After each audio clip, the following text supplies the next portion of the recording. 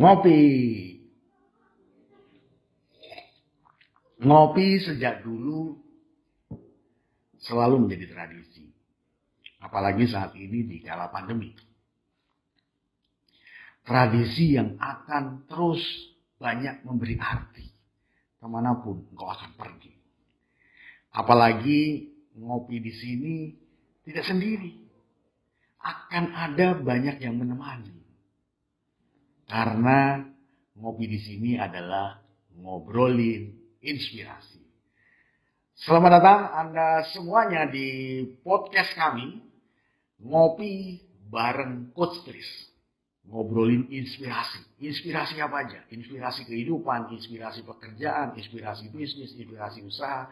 Apapun akan menjadi topik obrolan kami.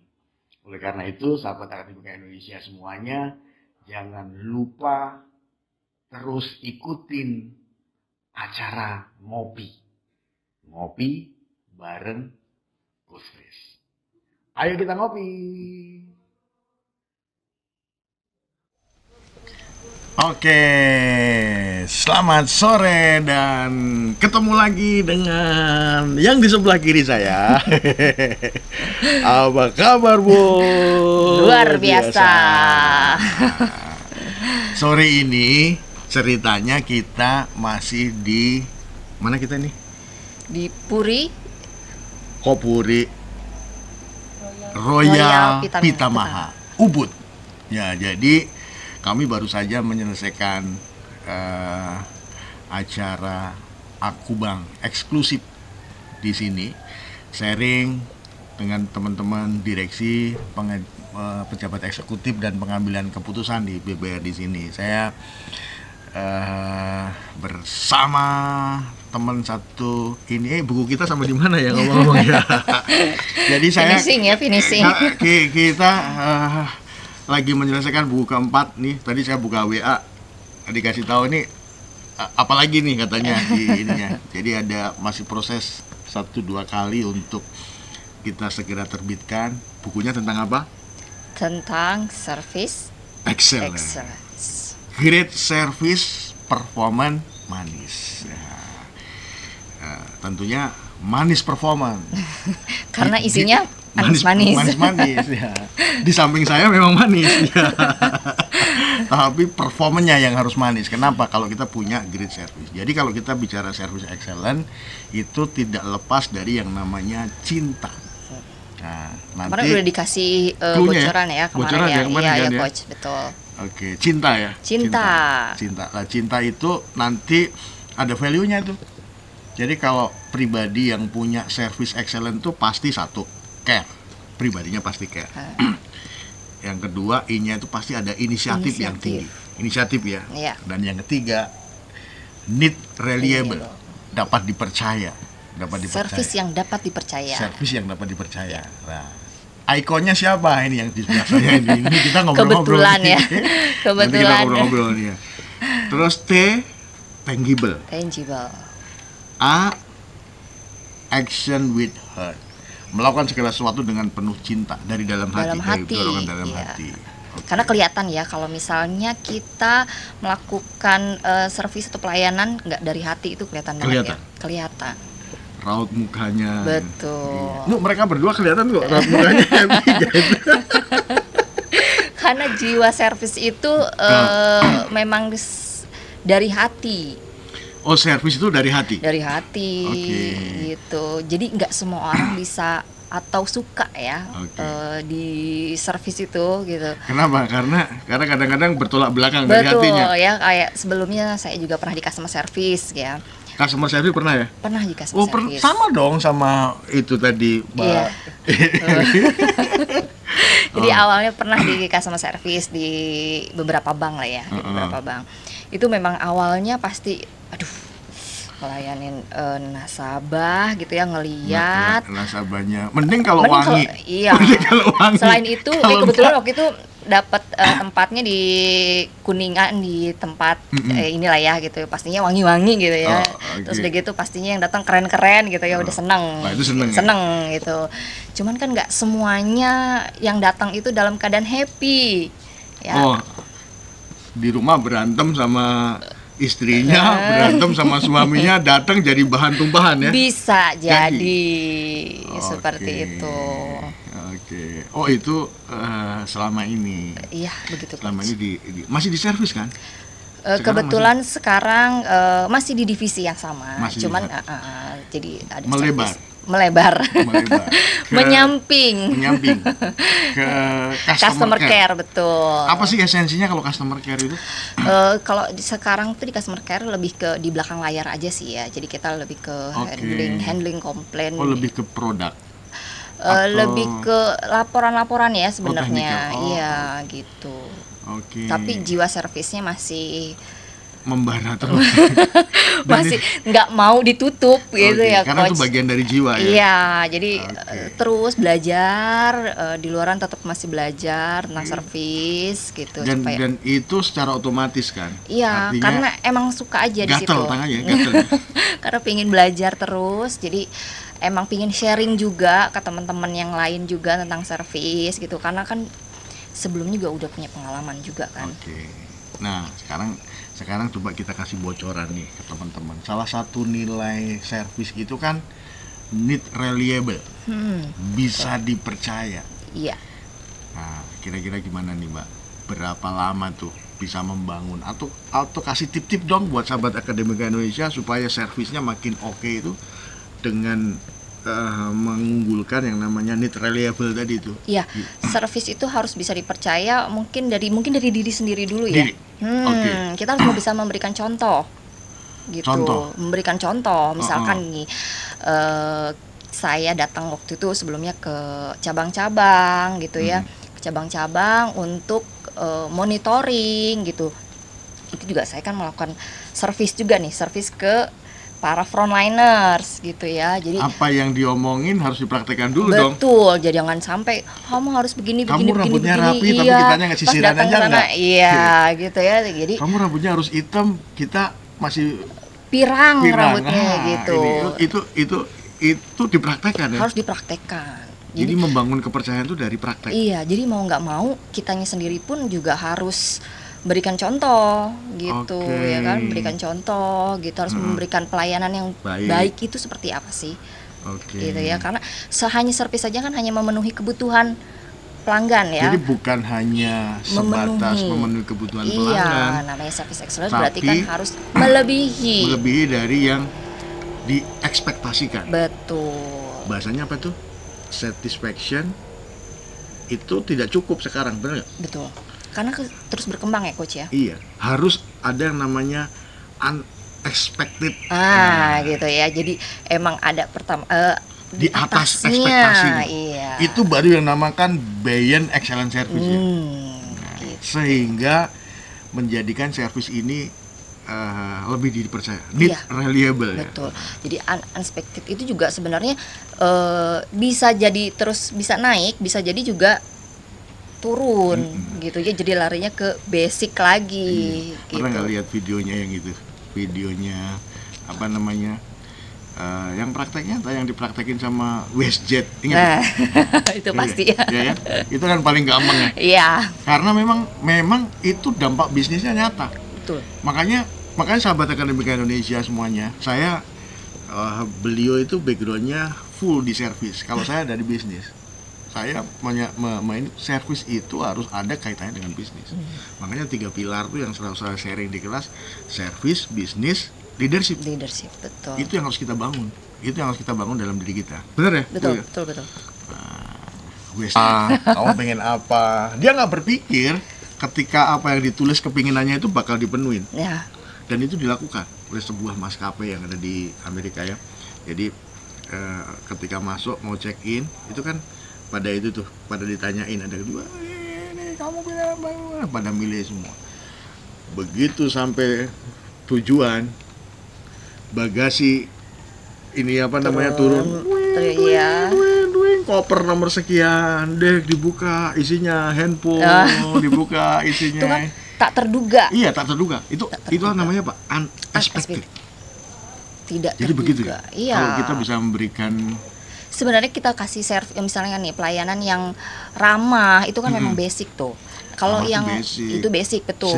Senyum itu memang udah harus seperti kudu. itu. Harus kudu gitu. Tapi nggak jarang juga kan coach melihat yang itu aja basicnya aja nggak dilakuin. Iya. Betul ya? Iya. Apalagi saya kalau paling sebel ya, datang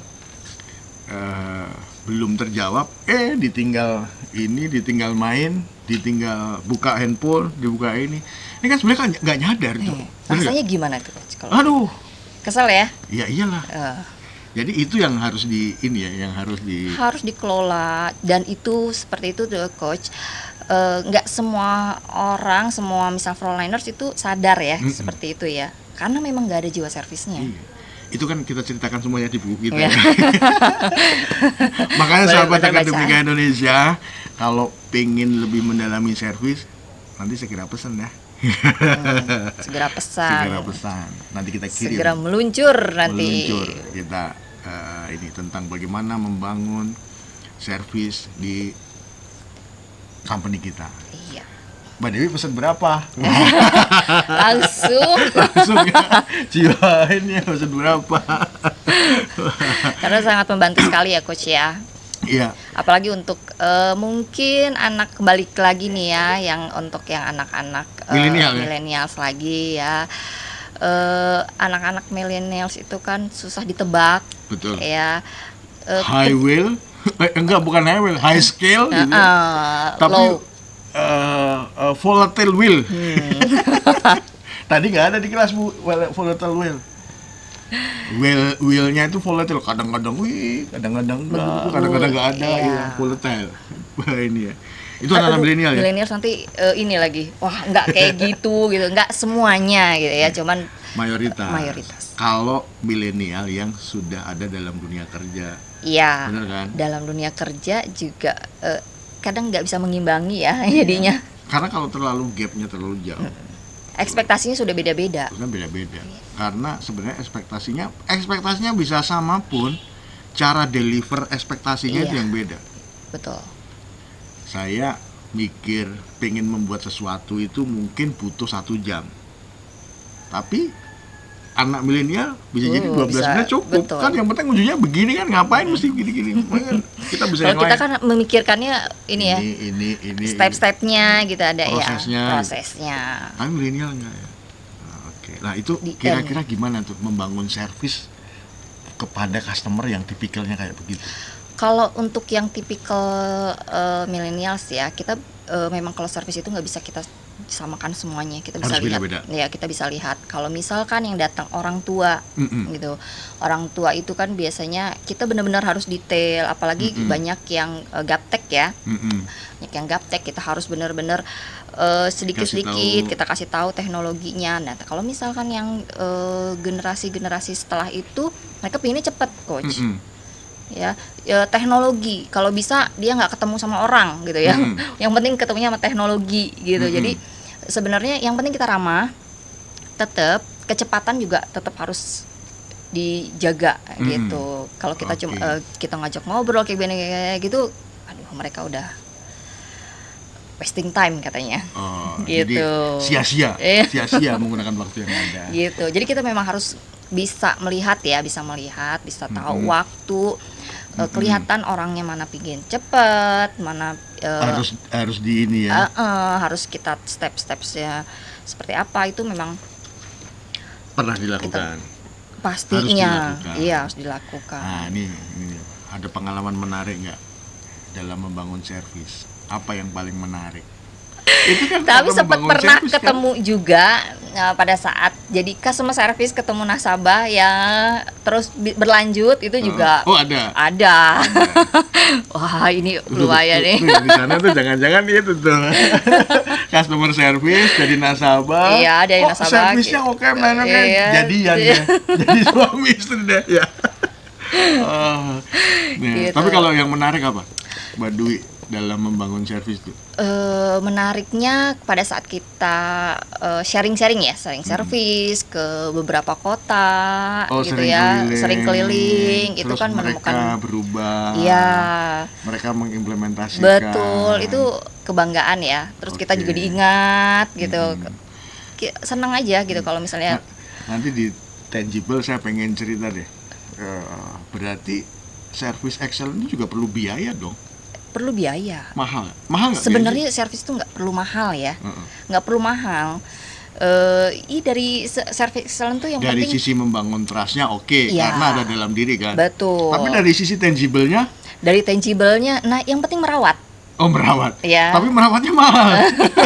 Merawat itu tidak harus mahal, coach. Oh, oke. Gitu. Tapi perlu cost ya di situ. Perlu cost. Jadi kan nggak harus semuanya langsung gitu nggak ya. Jadi kita bertahap. Makanya harus di-maintain. Kalau misalnya kita maintain kan jadi biayanya nggak terlalu mahal. Tapi kalau misalnya kita diemin, itu yang jadi mahal. Apa kendala? Itu tangible-nya ya. Kendala yang dihadapi dalam membangun service excellent itu, kendala-kendala yang sering dihadapi? Ya, kendalanya kalau sama orangnya ini ya, pada saat kita sosialisasi itu kan nggak semuanya bisa menerima, gitu ya, kendalanya seperti itu. Resistensi dari ini ya, resistensi dari tim. Betul. Atau resistensi daripada customer yang itu yang itu kendala-kendala yang sering dihadapi. Iya, kendala-kendala. Sering nggak menghadapi itu semua? Iya, sering kan dijadikan pembelajaran.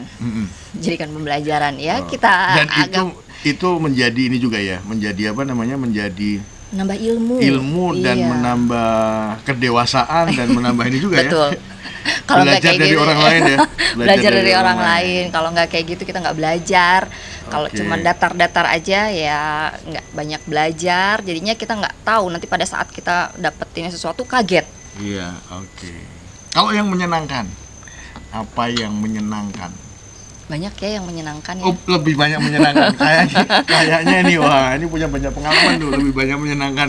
Lebih banyak yang keinget menyenangkannya daripada nggak enaknya ya. Iya, kita bikin semuanya menyenangkan supaya servis kita juga bisa terdeliver dengan baik juga. Pernah dapat award kan ya akhirnya?